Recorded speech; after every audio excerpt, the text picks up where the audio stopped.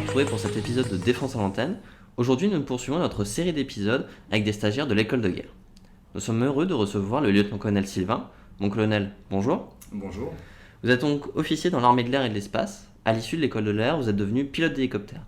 Vous avez participé à plusieurs opérations, que ce soit à l'étranger ou sur le territoire national. Du fait de votre expérience, vous êtes également instructeur pilote. Enfin, vous avez réussi le concours de l'école de guerre, où votre formation s'achèvera prochainement. Dans ce podcast, nous allons revenir sur la place des hélicoptères dans les armées et le métier de pilote d'hélicoptère, avant de s'intéresser à vous plus particulièrement. Mais avant ça, mon colonel, j'aurais une première question. Pourquoi avoir décidé de servir les armes de la France ? C'est une très bonne question, effectivement. Par vocation, par volonté de m'engager et de servir les autres. Ce sont des valeurs que j'avais déjà connues dans ma jeunesse, mes premières années. Et j'ai voulu concilier à la fois ma passion de l'aéronautique et ma volonté de servir les autres, servir mon pays. Donc je me suis assez naturellement tourné vers l'armée de l'air. Donc on l'a dit, vous êtes pilote d'hélicoptère dans l'armée de l'air. Quelles sont les missions qui Dans incombent... l'armée de l'air et de l'espace. Et de l'espace désormais. Quelles sont les missions incombant aux différentes unités d'hélicoptères de votre armée et quel type d'hélicoptère a à disposition cette armée ? Encore une fois, une question qui appelle une réponse assez riche, puisque les missions qui incombent aux hélicoptères de l'armée de l'air et de l'espace sont très variées, et ce qui les caractérise, c'est leur grande diversité et leur agilité. Alors, agilité dans le sens où, au sein du même vol, de la même mission, on peut être amené à réaliser de nombreux modes d'action ou de nombreuses missions assez différentes. Alors j'en ai listé quelques-unes, mais je ne rentrerai pas dans le détail maintenant.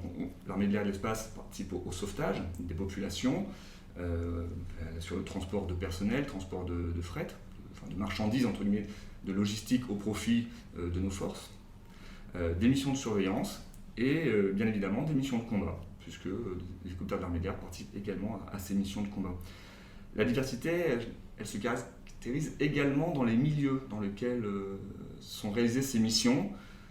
Alors bien sûr sur le territoire national, dans nos campagnes, dans nos villes, mais également à l'extérieur du territoire métropolitain, dans la forêt tropicale, comme en Guyane, et dans des zones plus à l'étranger, dans des zones désertiques, zones montagneuses et en mer également, puisque les hélicoptères participent à des missions dans le domaine maritime, sauvetage maritime, appontage, par exemple. Voilà. Pour vous donner une image d'une mission hélicoptère que j'ai vécue quand j'étais en poste à Djibouti, eh bien, on faisait du sauvetage maritime en mer, donc dans le golfe de Tadjoura, et dans la foulée, on allait s'entraîner à treuiller dans les zones montagneuses et désertiques qui bordent le golfe de Tadjoura. Et voilà, dans la même mission, l'agilité qui caractérise l'hélicoptère. Vous évoquez la pluralité des milieux dans lesquels peuvent être engagés les hélicoptères. Quelle influence ça va avoir sur aussi bien le matériel que sur vous, pilote ? Alors, le milieu a une énorme influence sur les performances d'abord. En aéronautique, la notion de performance est très importante. Performance de la machine, j'entends. Donc, on a besoin de connaître la densité de l'air, la température, l'altitude, qui vont caractériser l'efficacité de la portance. Voilà. Est-ce que notre rotor va porter, comme pour un avion qui décolle d'un terrain en altitude ou proche de la mer. Donc c'est la première influence sur la performance de la machine, qui va définir finalement quelle charge va pouvoir supporter l'appareil. Et cette charge, on va devoir la partager entre du carburant pour aller loin, et une charge utile, des personnels transportés, du matériel transporté, de l'armement, pourquoi pas. Donc ça va être un compromis à chaque fois entre élongation, efficacité, capacité de transport. Donc voilà la première influence donc sur les conditions du vol. La seconde influence, et qui n'est pas des moindres, et ça je l'ai vécu énormément quand j'étais en poste en Guyane, eh bien, c'est que notre premier ennemi, en tant que pilote hélicoptère, c'est bien souvent le terrain, la végétation. Et en Guyane, c'est assez important, surtout quand vous avez des arbres qui font presque une centaine de mètres et que vous devez vous poser dans ces trouées au milieu de la forêt. Eh bien, la place de l'environnement, la place de la météo prend toute son importance dans la réalisation de nos missions. Alors j'imagine que pour vous adapter à tous ces facteurs et préparer aussi les machines à ces différents facteurs, il n'y a pas que des pilotes. Dans un escadron d'hélicoptères, qu'est-ce qu'on retrouve comme personnel? Il n'y a surtout pas que des pilotes. Un escadron d'hélicoptères, c'est une équipe, comme tous les escadrons de l'armée de l'air et de l'espace, comme la plupart des unités de nos armées, nous travaillons en équipe. On a toujours le pilote, on voit souvent le pilote parce que c'est celui qui, à la fin, prend les commandes pour réaliser la mission. Mais dans un équipage hélicoptère, eh bien, pour réaliser la mission, le système d'armes, comme on peut l'appeler, il se compose de l'équipage de conduite, en général 2 pilotes. Il peut y avoir un mécanicien d'équipage qui va assurer, comme sur Puma, la conduite des moteurs et la gestion des systèmes mécaniques. Et on a également ce qu'on appelle l'équipage de soute, donc souvent également un mécanicien d'équipage, des sauveteurs-plongeurs, des tireurs embarqués, une équipe médicale, qui eux vont faire la partie plus utile de la mission. L'équipage de conduite amène l'appareil dans la bonne position pour faire sa mission. Pour un hélicoptère, ça va être pour faire un treuillage, pour faire une prise de vue, un renseignement, pour intercepter, pourquoi pas, un autre aéronef dans le cadre de la posture permanente de sûreté aérienne. Voilà, l'équipage, on travaille forcément en équipe. Et bien sûr, cette équipe, une fois que l'appareil est au sol, elle est complétée par les gens qui soutiennent nos appareils, nos mécaniciens, les gens qui soutiennent l'escadron, nos secrétaires, nos agents de renseignement. Et voilà, une équipe, pour être complète, il faut que tous ces acteurs participent à la mission. Quand j'étais en Guyane, pour vous donner encore une autre image, j'avais sous mes ordres 13 spécialités différentes. Donc une centaine de personnes réparties en 13 spécialités différentes. C'est un orchestre harmonique. C'est une belle image. Justement, quand vous avez cette équipe, est-ce que c'est par exemple un pilote et le personnel embarqué pour une machine, ou est-ce que vous êtes amené à changer de machine régulièrement? On change à chaque fois. Chaque mission est faite sur la machine la plus adaptée, disponible au moment où la mission doit être réalisée. Très bien. Vous avez évoqué du coup que vous avez été projeté en Guyane notamment. Exactement. Il y a aussi des opérations sur le territoire métropolitain. Vous avez parlé de la posture de sûreté. Oui. Et vous avez également été projeté à l'étranger. Comment se répartit justement les missions entre celles sur le territoire national et celles à l'étranger? Donc l'armée de l'air et de l'espace est caractérisée par ses missions permanentes sur le territoire national. Donc territoire national qui englobe la métropole et les départements et régions d'outre-mer. Sur ces territoires, l'armée de l'air et de l'espace assure notamment la posture permanente de sûreté aérienne avec les missions de surveillance de l'espace aérien. Donc on pense souvent aux chasseurs qui décollent pour intercepter un aéronef inconnu, un aéronef dérouté, un aéronef en danger. Ce volet chasseur est très important, ne peut pas couvrir toutes les classes de vitesse et donc les hélicoptères de l'armée de l'air et de l'espace comblent l'espace pour les aéronefs les plus légers, les plus difficiles à détecter. On peut penser aux ULM, planeurs, ces aéronefs qui peuvent voler bas et lentement et pour lesquels l'hélicoptère est certainement un des vecteurs les plus adaptés pour intercepter, identifier, surveiller, porter assistance, éventuellement contraindre si la personne enfreint les règles de l'air, si elle met la sécurité des autres en danger, jusqu'à des actions de vie force ordonnées par l'autorité politique en charge. Donc le Premier ministre dans le cas de la posture permanente de sûreté aérienne. Et ça, c'est une chaîne qui est à la fois très stricte pour garantir la légitimité de l'action, mais également très réactive pour garantir son efficacité. Donc ça caractérise vraiment les missions en métropole. L'autre mission permanente en métropole, c'est le sauvetage et combat. On dit Search and Rescue en anglais, la SAR, S-A-R. C'est une mission que l'armée de l'air et de l'espace réalise, mais ce ne sont pas forcément les appareils de l'armée de l'air et de l'espace qui sont déclenchés pour intervenir. Donc une fois qu'une alerte survient, les spécialistes vont étudier les différentes informations, recouper ces sources avant de décider s'il vaut mieux engager des équipements au sol ou des avions ou des hélicoptères. Et les hélicoptères de l'armée de l'air et de l'espace ne seront pas forcément les mieux placés à ce moment-là.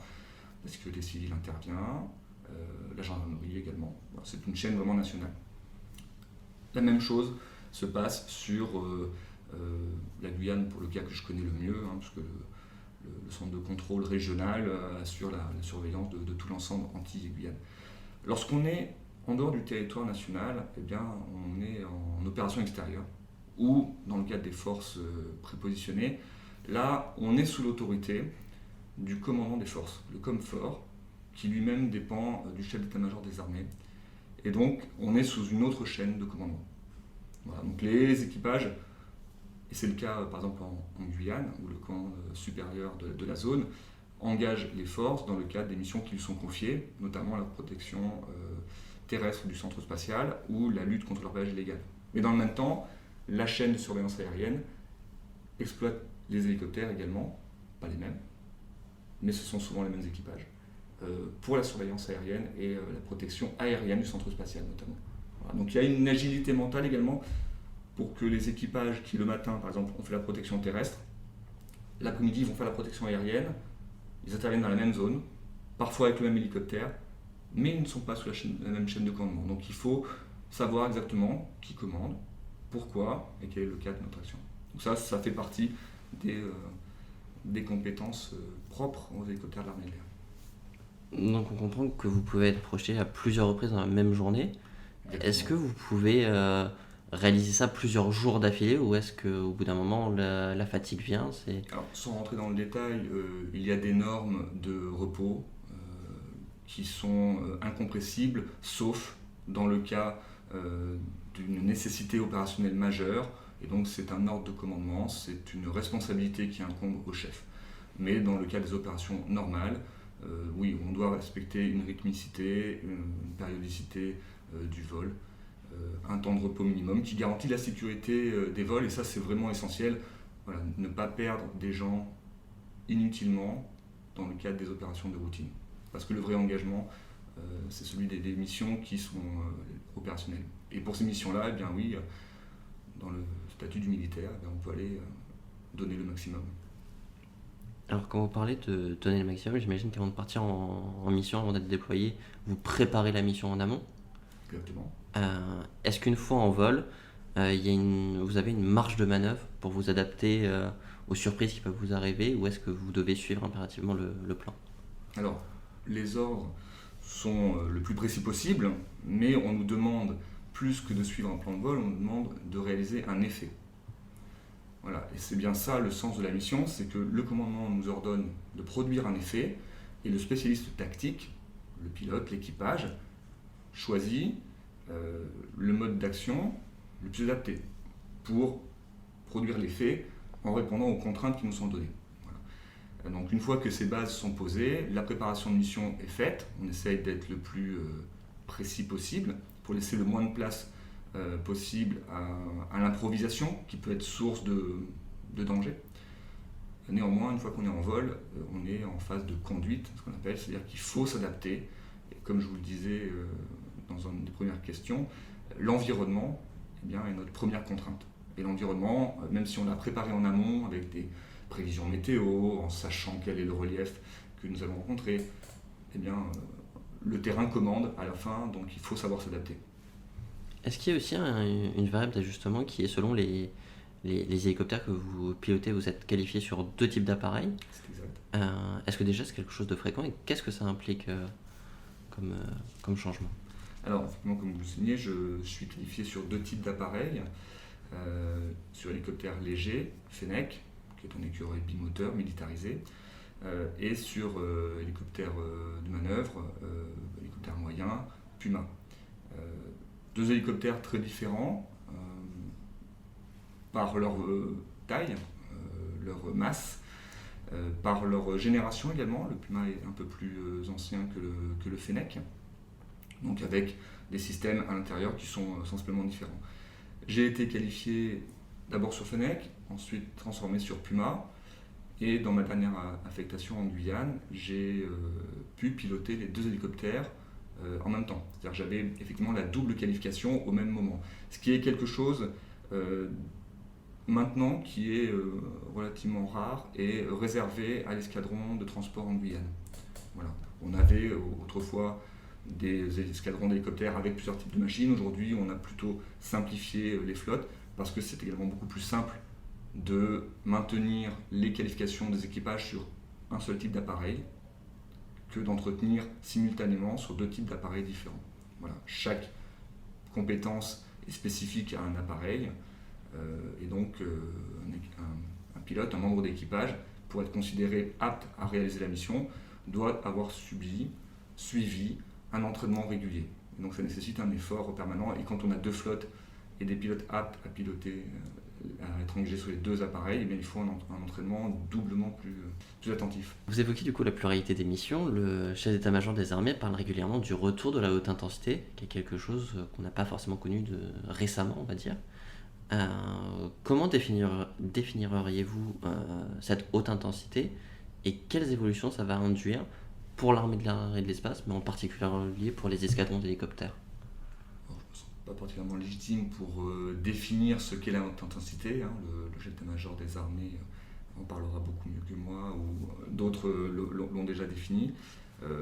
Les enjeux pour les hélicoptères de l'armée de l'air et de l'espace dans le cadre de la préparation au retour aux engagements de haute intensité, eh bien, ils sont doubles, j'en vois 2 en tout cas. Le premier, ça va être la connectivité. Voilà. Aujourd'hui, on manque de connectivité. Ça peut être un frein à l'engagement, notamment dans des coalitions avec nos alliés les mieux équipés, je pense aux États-Unis notamment, dans lesquels, si on n'a pas de système de connectivité entre les appareils, on ne peut pas rentrer dans la bulle d'opération, on en est exclu. Donc aujourd'hui, on a besoin d'être reconnu comme apte à participer aux opérations, techniquement parlant. Je ne parle pas de technicité des équipages, nos équipages sont opérationnels, ils savent faire la mission, il faut qu'on soit reconnu, il faut que les appareils puissent pénétrer le volume et être connectés. Dans le cadre de la haute intensité, le deuxième défi, ce serait on va mettre un mot peut-être un peu barbare, la survivabilité des appareils, comprendre leur capacité à poursuivre la mission, même s'ils sont endommagés. Et donc, la protection, l'autoprotection, les systèmes de leurrage, les systèmes de blindage contre des menaces légères sont des enjeux très importants. Voilà. Et pour les hélicoptères de l'armée de l'air et de l'espace, j'en vois maintenant un troisième, c'est la capacité à être projeté dans la profondeur d'un dispositif. Aujourd'hui, le Caracal est l'appareil et le seul hélicoptère des armées françaises qui est ravitaillé en vol. Et ça lui permet de réaliser des missions une bonne dizaine d'heures. Et donc avec une élongation très forte, ravitaillable en vol, sans se poser, il peut aller très loin, accompagné avec des avions de transport ravitailleurs, accompagné par des avions de combat qui assurent une bulle de protection. Et donc on peut aller comme ça pour la mission de recherche, de sauvetage au combat, réalisée par les hélicoptères de l'armée de l'air et de l'espace uniquement, aller chercher par exemple un pilote éjecté dans la profondeur de dispositif ennemi. Voilà. Aujourd'hui, pour le remplaçant du Fennec, donc le H-160 Guépard qui est annoncé dans les années 2030, eh bien c'est une capacité qui est essentielle également, le ravitaillement en vol, de manière à pouvoir escorter un raid et assurer un appui-feu, assurer une récupération de personnel, une dépose de personnel dans la profondeur. Voilà, ça c'est vraiment la caractéristique de l'engagement de l'armée de l'air et de l'espace, la flexibilité, la rapidité et la capacité d'action à la profondeur. C'est surtout une évolution qui va être au niveau des matériels. Oui. Du coup, quelles sont les qualités d'un bon officier, sous-officier ou aviateur dans les unités d'hélicoptères et qui du coup ne vont pas changer de ce que je comprends avec la haute intensité? Vous avez raison, elles sont déjà là, les gens sont déjà engagés au quotidien et dans des missions permanentes. Ça c'est vraiment le cœur pour l'équipage de l'armée de l'air et de l'espace, c'est que la mission est permanente, souvent avec des délais très contraints pour la recherche et le sauvetage, pour la posture permanente de sûreté aérienne. Nos équipages sont souvent présents directement sur la base ou avec un très court préavis. Donc nos familles sont particulièrement impactées, on va dire, par cette disponibilité. Alors pour répondre à votre question sur les qualités d'un bon officier, sous-officier ou d'un aviateur dans une unité d'hélicoptère, eh bien, ce sont d'abord les qualités des aviateurs, le respect, l'intégrité, le sens du service et l'excellence. Alors, je vais les décliner un petit peu.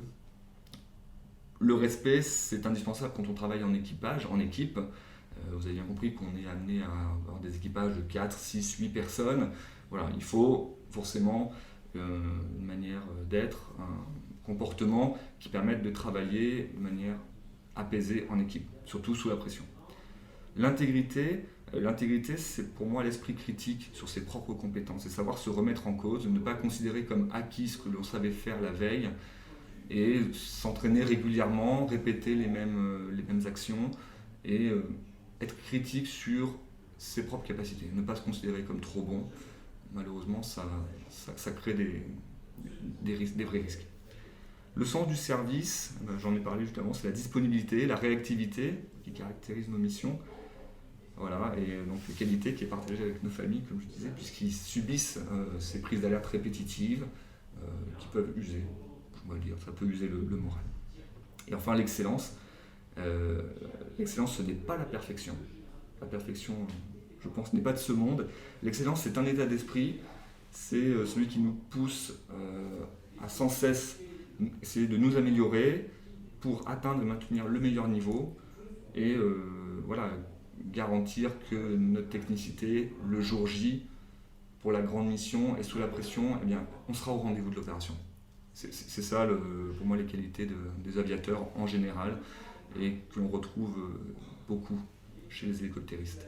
Alors, peut-être maintenant pour parler plus de vous et un peu moins de généralité, on va dire, même si vous avez donné plusieurs exemples, quel a été votre parcours avant de rentrer dans l'armée et pourquoi avoir choisi l'armée de l'air et de l'espace en particulier?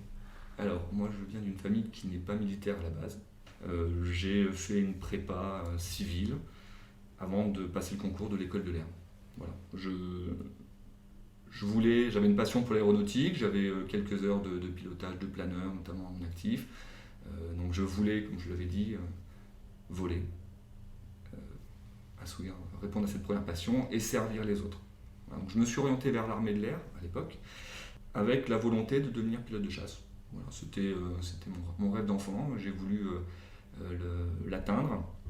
J'ai tout fait pour l'atteindre, jusqu'à avoir une opportunité pour changer de cursus et basculer de la chasse vers les hélicoptères, qui a été un choix particulier à prendre, mais qui m'a permis de découvrir un autre milieu que je ne connaissais pas avant de rentrer dans l'armée de l'air, que j'ai découvert pendant mes premières années de formation et qui m'a beaucoup intéressé dans la capacité à s'intégrer dans des équipes plus fournis, des équipages avec de multiples spécialistes, et puis des milieux d'action également qui sont très variés. Voilà.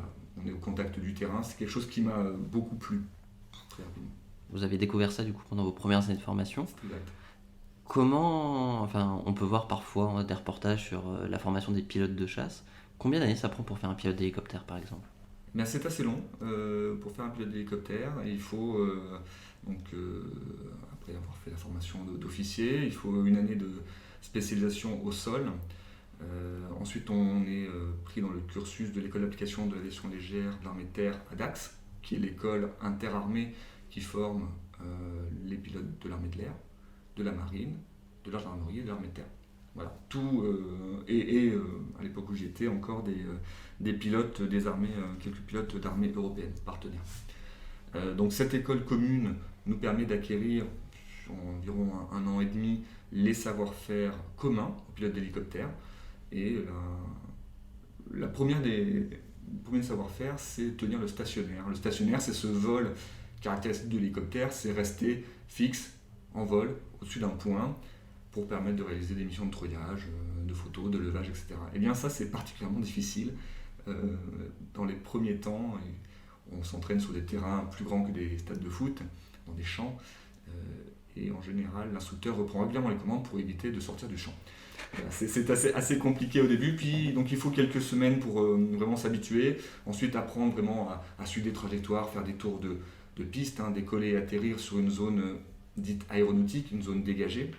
Et ensuite, progressivement, on monte en difficulté, on apprend à se poser dans des champs de plus en plus étroits, dans des montagnes, à voler aux instruments, donc sans repères visuels extérieurs. Et donc, on acquiert successivement des compétences génériques partagées par tous les pilotes d'hélicoptères des armées et de la gendarmerie. Voilà. Et ensuite, on bascule dans un cursus de spécialisation qui va durer en moyenne 1 an, et dans lequel on va apprendre les savoir-faire spécifiques, les technicités propres à son armée d'appartenance. Et pour l'armée de l'air et de l'espace, le cursus insiste énormément sur la navigation tactique, notamment sous jumelles de vision nocturne, donc les vols de nuit, le vol en patrouille, qui pour nous est un savoir-faire essentiel à la fois pour voler avec d'autres hélicoptères et participer à une patrouille, ou, dans le cadre de la posture permanente de sûreté aérienne, intercepter, suivre un autre appareil qui lui n'est pas apte à voler en patrouille, mais nous assurons la sécurité des deux appareils quand nous intervenons. Et ça, c'est un savoir-faire que nous devons acquérir très rapidement et que nous gardons tout au long de notre carrière. Voilà, on intercepte à la fois de jour, mais également de nuit, et c'est également un savoir-faire spécifique aux hélicoptères de l'armée de l'air et de l'espace. Encore une fois, comme vous l'avez dit, dans tous les milieux, c'est-à-dire que ce soit en race campagne ou Exactement. à côté Voilà. des... Et cette diversité implique un cursus de formation qui est relativement long, et ensuite de continuer à entretenir régulièrement ces savoir-faire, puisqu'il ne faut pas considérer qu'on sait faire parce qu'on l'a fait un jour.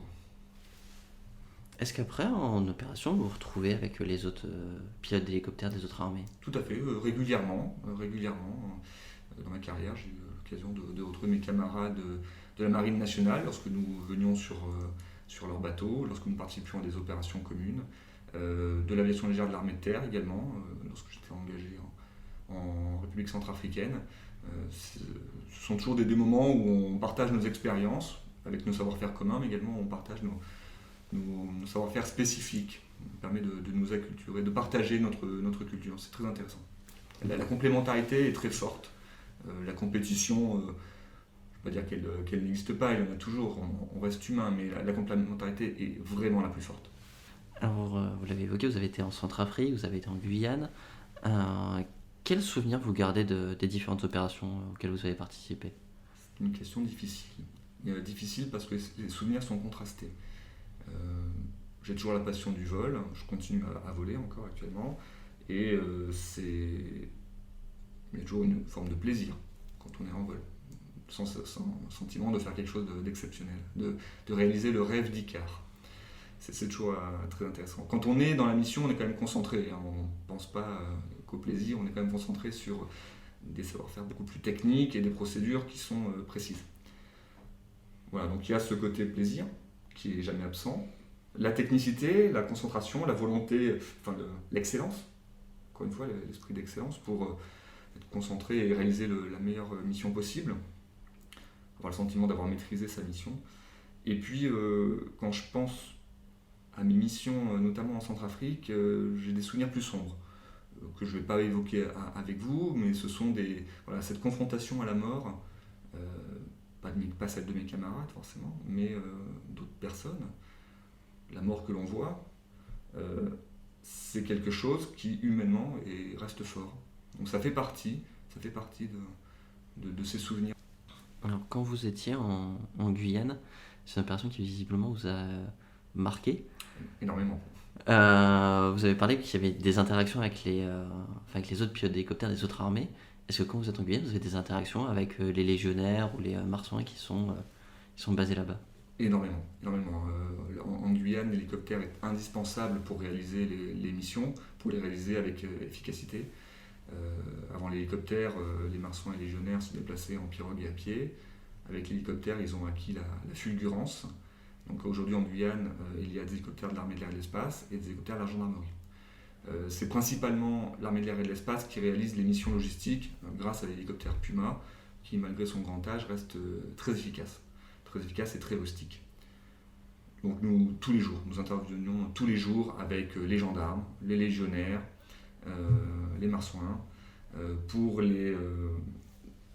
renseigner en amont, avec l'hélicoptère Fennec par exemple, identifier les zones d'intervention, pour ensuite intervenir avec le Puma qui déposait les forces de sécurité d'intervention et les militaires dans les zones. Donc, on peut penser au rappel, on peut penser à la corde lisse. Donc, on descendait vraiment nos camarades dans la forêt avec le Fennec souvent en appui-feu pour contrer toute action violente des orpailleurs illégaux ou des gens qui seraient gênés par l'action des forces de sécurité. Donc oui, nous intervenions régulièrement, et puis quand il s'agissait de les désengager également, puisque n'avaient pas vocation à rester éternellement dans la forêt, donc il fallait les désengager, assurer les rotations, ou quand il y avait des blessés, bien sûr, sans hélicoptère, pour ressortir un blessé qui est à 200-300 km de sa base au milieu de la forêt, ça devient tout de suite beaucoup plus complexe. Donc c'était des missions vraiment permanentes et un contact permanent avec nos camarades du 3e régiment de l'étranger d'infanterie, du 9e RIMA, de la gendarmerie également. C'était vraiment des missions qui m'ont énormément marqué, humainement et professionnellement. Ouais. On voit l'importance des liens entre les hommes qui composent ces unités. Est-ce que vous diriez que c'est là l'essentiel du métier des armes, l'humain? Oui, très certainement. Malgré la technique qui est au cœur de l'armée de l'air et de l'espace, une armée très technique, mais l'humain reste au cœur de notre action. Je vous ai démontré donc, l'importance des interactions dans le travail d'équipe, l'importance de l'humain qui doit maîtriser la technique, donc le travail qu'on doit faire sur l'humain également, donc s'entraîner tous les jours, maîtriser les modes d'action, parce que dans la mission et sous la pression, c'est l'humain qui s'exprime. Alors les missions, vous en avez connu énormément. Moins que d'autres, mais certainement un certain nombre. Vous êtes stagiaire à l'école de guerre, vous allez rentrer dans ce qu'on appelle la deuxième partie de carrière. Qu'est-ce que c'est le futur pour un stagiaire de l'école de guerre? Alors j'avais des chefs qui avaient coutume de dire qu'il n'y a pas de deuxième partie de carrière, c'est une continuité. Cette deuxième partie de carrière, effectivement, où on quitte les unités opérationnelles, on les quitte, mais on les garde toujours près du cœur et près des yeux également. On est toujours au contact des unités. Alors, cette deuxième partie de carrière qui n'est pas moins opérationnelle, puisqu'elle vise à... Il y a d'autres combats à mener, toujours dans le même objectif de succès. Ce sont des combats qui ne sont pas forcément sur le champ de bataille qu'on a connu jusque-là, mais qui sont tout aussi importants pour le succès des armes de la France, là, pour la formule consacrée, mais pour assurer la sécurité de nos concitoyens, assurer la sécurité des forces sur le terrain, des gens qui maintenant sont engagés sur le terrain. Et donc le futur, il sera très opérationnel, j'en suis certain, au travers de différentes affectations dans des états-majors, en France, à l'étranger. Ce sera un futur opérationnel, je n'en doute pas. Peut-être une question très personnelle, mais est-ce que vous allez continuer à voler? Même en dehors du service, pour vous? Pour le plaisir, oui. Alors là, actuellement, je vole encore, j'ai encore des qualifications opérationnelles, et malgré mon temps en état-major, j'arrive à garder le lien avec des unités navigantes pour réaliser la mission, notamment la posture permanente de sûreté aérienne. Je voudrais le faire le plus longtemps possible parce que cette passion elle ne me va jamais quitter. Donc j'ai toujours la soif de voler, l'envie de voler et de faire cette mission. D'être au contact de mes plus jeunes camarades, qui me permet de garder quand même le lien avec des unités qui évoluent très vite. L'esprit d'initiative est très fort et les gens dans les unités veulent améliorer leur système. Les nouvelles technologies sont entrées, elles sont présentes quand même depuis très longtemps, mais elles amènent des évolutions rapides. Et donc si on ne veut pas rester sur la touche, on a besoin de garder le contact. Il y a une sorte de transmission avec, vous parlez de vos jeunes collègues. Oui. J'imagine que c'est des lieutenants qui arrivent premier pilote, sur leur première affectation de pilote. J'en croise de plus en plus. Qu'est-ce que vous leur dites? Quel est le conseil entre guillemets que vous donneriez à soit un jeune lieutenant qui vient de choisir les hélicoptères, soit à quelqu'un qui hésite à rejoindre les hélicoptères? Alors, ceux que je croise sont ceux qui sont déjà rentrés, donc ils n'ont plus hésité. Ils n'ont plus hésité. Effectivement, moi, ce que je leur conseille, c'est de garder un esprit ouvert, parce que ce que leurs anciens ont fait, eux ne le feront pas, mais ils feront autre chose. Ils mèneront leur combat. Voilà. Je n'ai pas mené les combats de mes anciens, j'ai mené les miens, et j'en suis très content. Et je pense que c'est cet état d'esprit qu'ils doivent garder. Et pour ceux qui n'ont pas encore choisi d'embrasser la carrière métier des armes, ou de choisir une branche, hélicoptère, chasse, transport, autre, tellement de choses à faire. Telle diversité de carrières et de métiers dans l'armée de l'air et de l'espace que il n'y a surtout pas que des pilotes, il y a énormément de belles missions. Il faut avoir l'envie de servir son pays, servir les autres. Voilà, ça, c'est essentiel. Et garder un esprit ouvert pour profiter de ces expériences de vie. Sur un ton peut-être plus léger, mon colonel, j'aurais une dernière question à vous poser. Est-ce que vous auriez un film ou une série à nous conseiller ? Supercopter. Naturellement. Naturellement. Mon colonel, merci beaucoup. Ce fut un honneur de vous recevoir. Alors, merci d'avoir accepté notre invitation et de nous avoir parlé de votre expérience, de l'armée de l'air et de l'espace et des hélicoptères en général. Nous souhaitons le meilleur pour votre future affectation et puis pour celles qui seront encore à venir. Merci de nous avoir écoutés. N'hésitez pas à nous envoyer vos remarques et questions par Facebook ou par mail. On se retrouve prochainement pour un futur épisode de Défense à l'antenne. Et d'ici là, n'oubliez pas, la sécurité est l'affaire de tous.